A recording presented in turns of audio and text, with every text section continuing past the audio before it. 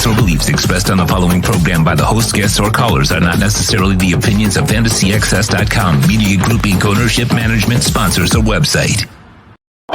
Keep fans. Time for the best insight of your favorite team with insider Ira Winderman, exclusively on the Big O Radio Show. It's the Acura of Pembroke Pines, Miami Heat and NBA report. Here's Ira Winderman. All right, there he is. How you doing, Ira? How was your Labor Day weekend? Nice and refreshed. A little trip over to Clearwater Beach. Now back with the 1 month countdown. I'm surprised you don't have a little clock there in our Acura Pembroke Pines report for the days left till camp. You know what? Until the clock strikes September, it sort of seems distant and out there. Now that we know training camp starts September 3rd, it gets real. So Joe Cronin might have wanted it's going to take months, he said, possibly for Damian Lillard.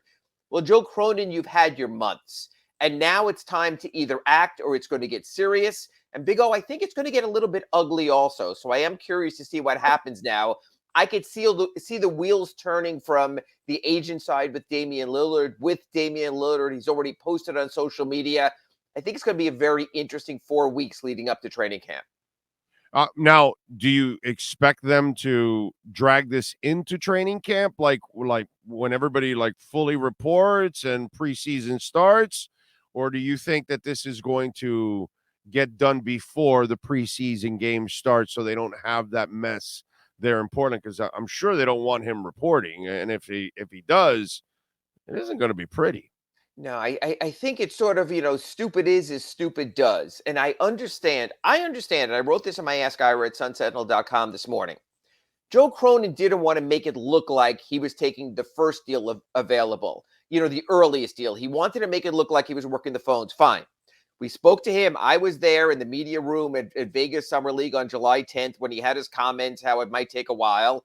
He's had 2 months. He's had time to do his due diligence. He knows what's there, what's not out there. Big O, exactly a year ago today, the Utah Jazz traded Donovan Mitchell to the Cleveland Cavaliers. They decided, okay, Danny Ainge took all summer. This is our best offer. Screw you, Knicks. We're going to go with the Cleveland Cavaliers deal. They got Lauri Markkanen in. It worked out well for them, a bunch of draft choices. But to go into training camp in Portland, when you have the young backcourt of Shaedon Sharpe and Anthony Simons and Scoot Henderson and have Damian Lillard there, don't give me this mentor crap. Big O, you've seen this in so many locker rooms, whether it's Dolphins or Marlins or elsewhere. Mentors are guys who are past their prime. God bless you, Udonis Haslem, and they're helping the next generation. Damian Lillard is coming off the highest scoring season of his career, tied for the best shooting season of his career.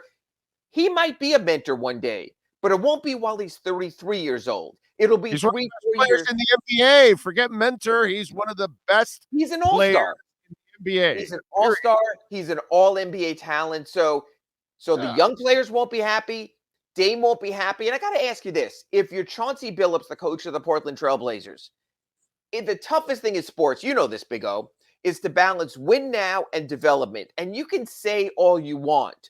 But what Chauncey Billups needs to do on his media day on October 2nd is say, hey, look, Blazer fans, we're not going to win a lot of games this year. The West is loaded again.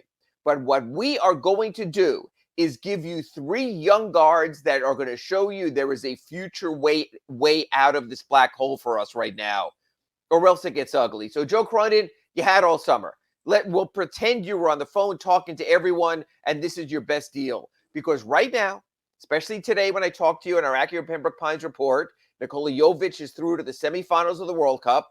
At worst, he has shown that he's a quality complementary player, if not a leading man. So the whole thing about the Heat BS about their offer not being good enough, the Heat probably have as many chips, maybe this side of the Knicks, which Lillard doesn't want to go to offer in this deal. I think the time for the deal is now. All right. I think I read whether it was you or Anthony wrote that the will try to acquire Lillard, but still try to stay under the second apron. One, is that even possible? Because give Andy Ellisberg a fucking raise if he can do that, bro. But if they're able to do that, obviously kudos to them. That's great business. But the only thing again, I got to ask because, I don't like billionaires trying to cut corners. Sure. That's not going to stop them from making this deal, right? No, you at some point, again, as much as we're talking about Joe Cronin and not having the whatevers to make the deal, at a certain point, if you're the Heat, you can get Damian Lillard. You have to be, as a coaching staff and as a front office and as ownership, go, this doesn't happen very often. You know that, Big O. You don't get the opportunity to get a player in his prime coming off his highest scoring season. You do what it takes.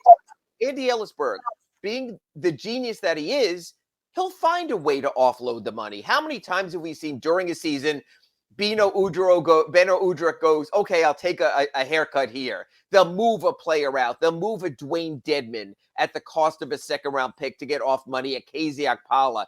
We saw that 2 years ago.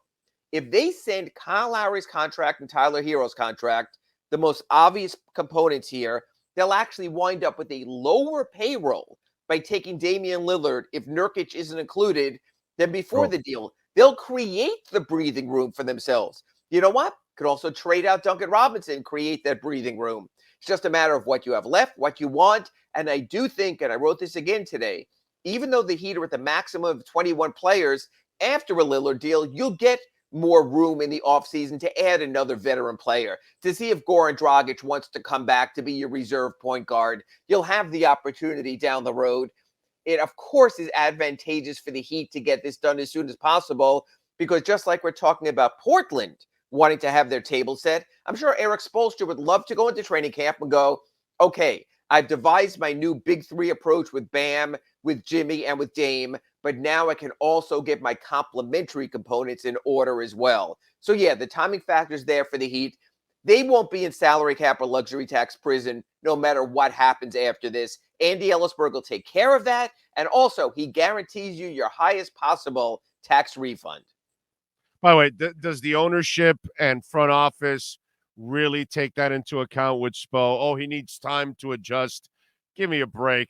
The blood clot years. That man was adjusting on the fly. Correct. Every other month he was changing the offense. He's the best coach in the business. If you can adjust from 11-30 to 30-11 in the same season, you're an adjustomatic kind of coach. Absolutely. But you know what? It's easier to get your ducks in place. It's easier to get those early wins so you're not in the play-in again, sweating out a game against the Chicago Bulls on a Friday before starting in Milwaukee on a Sunday. That's going to be the thing you and I are going to be talking about on our Acura Pembroke Pines reports leading into the season. You can make all the talk you want about, the Heat was in the play-in, they still got through, they got to the finals. Big O, you know this. It's easier not to do it the hard way. It's not to say that Big O doesn't take the entire holiday weekend off, do no pre-show prep, and still come up with a great Tuesday show. But it's a lot easier when you are prepared, when you know what you need to do, when you have that blueprint in advance. So these are 3-4 pretty important weeks for the Heat also. The question is, do the Heat bend a little? Do they say, you know what, to get Dame in there and get our tax in order and our roster in order, okay, we'll throw in another conditional pick. We'll throw in another one of our younger players. And now the question to Heat Nation is this. You can't get caught up in the moment. Big O, you always tell me that also. But let me ask you this. If it comes down to offering Yovich or offering Jaquez, knowing what you've seen in the World Cup, but also knowing what you saw at UCLA for 4 seasons and in Summer League, if you had to give up one, not that it's solely your choice, it's Portland's choice also, which one, Orlando Alzugaray, would you be more willing to put in the package? Already. You can have Yovich. You can have Yovich. I want the older player. We're in a run now mode. I want the older, more mature player right now. Jovic just kind of landed on his face the other day. Also, he didn't have. And today when they won their game, it was Bogdanovic who carried him. Jovic just had 8 points. But you know what?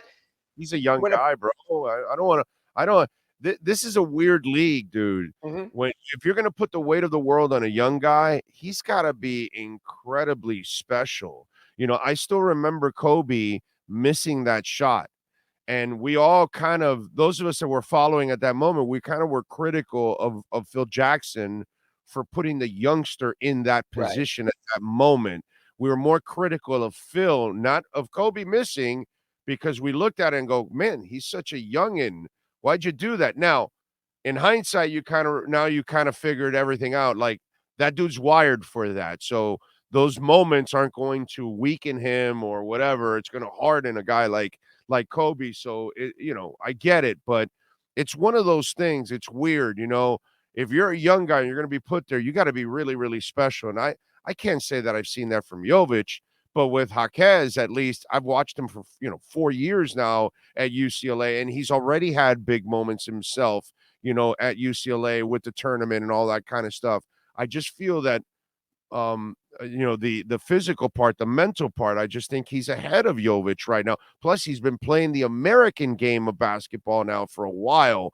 So I just think he's better suited for that. So if I have to part ways with one of the two young guys, I'm definitely going on the Jovic side. I'm staying with Jaquez. And I think Jovich's upside is Porzingis.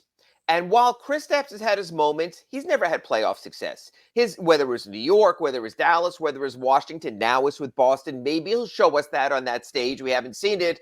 But you have to be willing to accept. When you make a deal, I always say no buyer's remorse. What happens 3, 5, 7 years down the road, you deal with. Because Big O, the one thing about the Heat, and the thing we love about the Heat, unlike the Panthers and the Marlins, they live in the moment. Sometimes you sacrifice the future. Maybe a Precious Achua blossoms after you sort of blew the Kyle Lowry trade, but you deal with it and you move on. I think that's who the Heat are. They're living in the moment. What's the single most important thing for the Miami Heat right now? The 23-24 NBA season. If Jovic shines in 2026, hey, we'll deal with it then when Pat's out retired in Malibu. Yeah, no, and let me tell and we look at this Jovic situation. I just think that you want as much maturity on that court as much as possible for those kind of moments. And I just feel like right now he's just, kind of built for that situation a little bit more than Jovic. I like what I've seen from Jovic, but I just got to go with the age. All right, let me ask you this. Watching Jerry West talk about Bam Adebayo. And so the quote was, he's really good. He plays every night. Even if he doesn't score on some nights, he's still going to help them win because his value to his team. And so I'm wondering, did Jerry West describe a superstar there, or did he describe a really, really important role player? I'm just wondering. Well, you know what? If you've been watching Winning Time at all and you see the Jerry West characterization there, Jerry West comes from a standpoint of there's no way he's that guy, right? No, there's not. He's intense. Way he's that Jerry But West. what that show shows is he comes from the standpoint of a general manager and of a coach. He appreciates the contributions and he understands that great Lakers team with Magic and with Kareem and eventually with Worthy, you need the supporting players also. So you know what? Was Kurt Rambis a great player? No, he wasn't. But did Kurt Rambis into the lineup? I don't know if that was, I don't know how accurate that is, but West was a little bent out. Like, you're putting that guy in the lineup, and it was like, and like all of us that watch the game, it's like, dude, you always need a Kurt Rambis on your team. Everybody needs a Kurt Rambis. And a Michael Cooper and a supporting guy. And that's what he's saying. And those are hard to find also. And that's why, Big O, I think the Lillard trade's important to someone like you for this reason. Is Bam Adebayo a number one? No. Nope. Is Bam Adebayo a number two? You've been telling us in our Acura Pembroke Pines for 2 years now. No. But as a number three, I think you would feel very comfortable. Jimmy's your alpha. Damon's your beta, your Batman. And your number three as Bam, I think he would never feel more comfortable because you know what you would tell me, Big O? You go, hey, Ira, that victory last night over the Mavericks. Bam only had 11 points, but his defense, he was all over the place. And that's what we needed because Jimmy had 22 and Dame Dalla had 34 and the Heat won. This would be the perfect marriage. And you know what? If you can get my top three ducks in order, you'll fill it out. They did with the big three, with the Mike Millers and the Battiers and the Ray Allens and the Chris Andersons. They'll do it again with this team. I've said it over and over again. They're different players, all of them, but it's the same guy, Udonis Haslem, PJ Brown, and Bam Adebayo. It's kind of the same guy.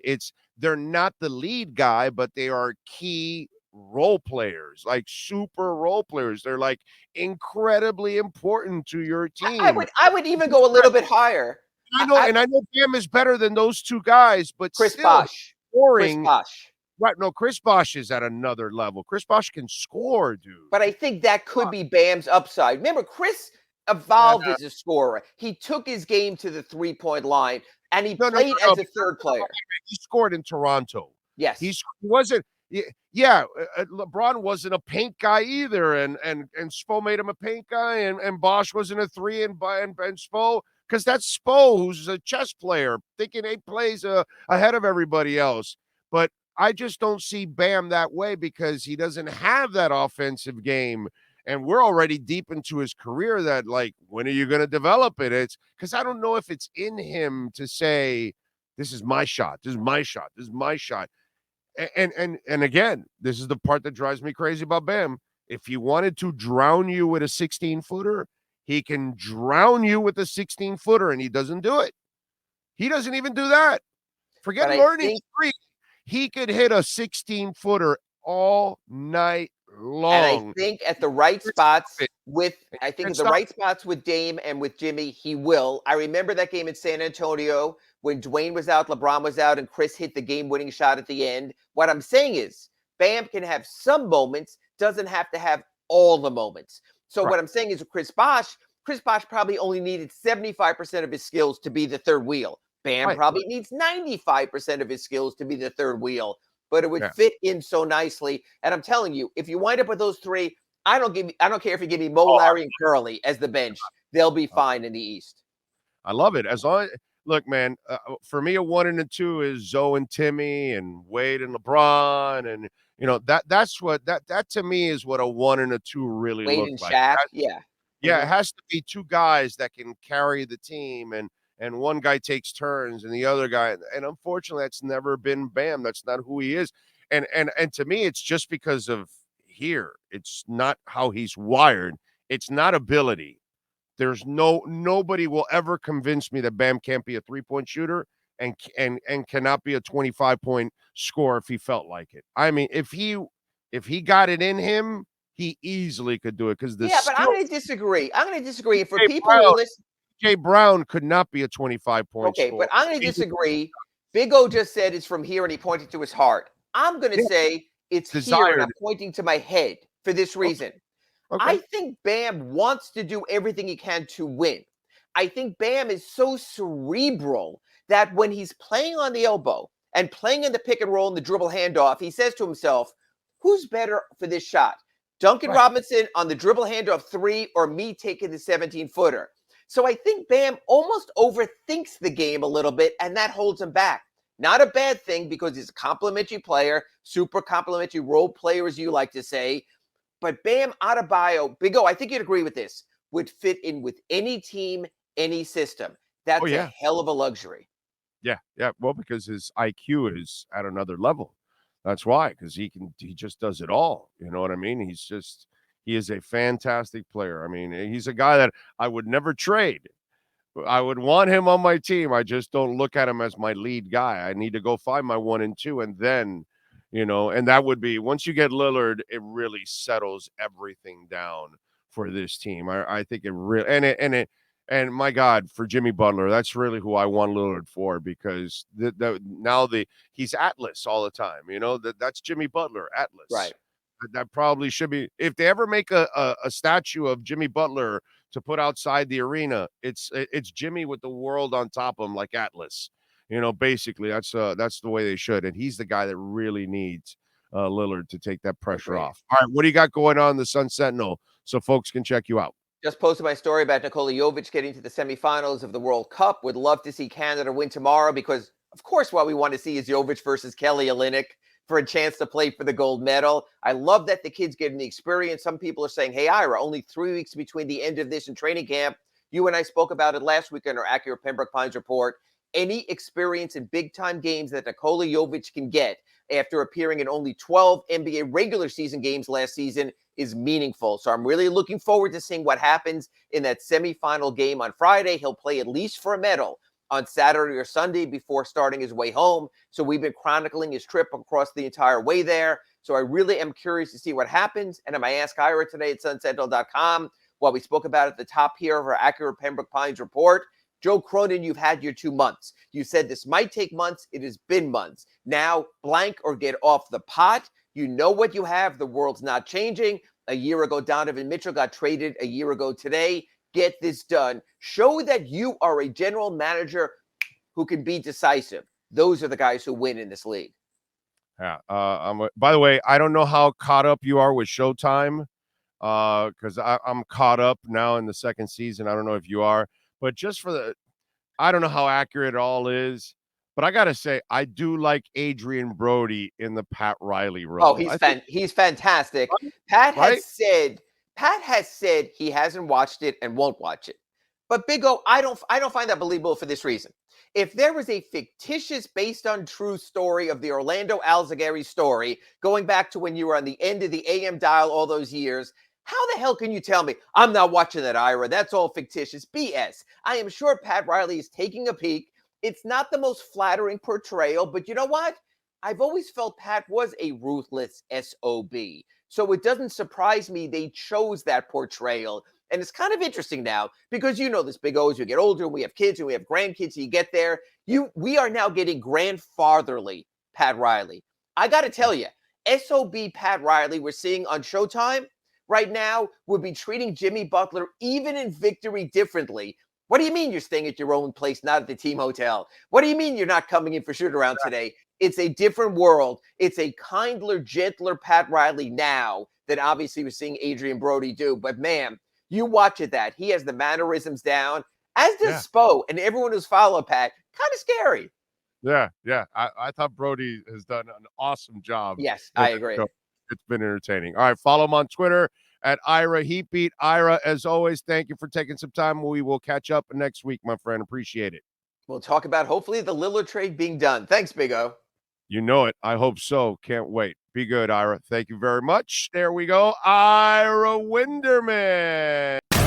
You've been listening to the Acura of Pembroke Pines Miami Heat and NBA Report with Ira Winderman. When you're looking for award-winning service and great deals from the #1 volume Acura sales dealership in the Southeast United States, you go to Craig's in Acura of Pembroke Pines at 15601 Pines Boulevard in Pembroke Pines.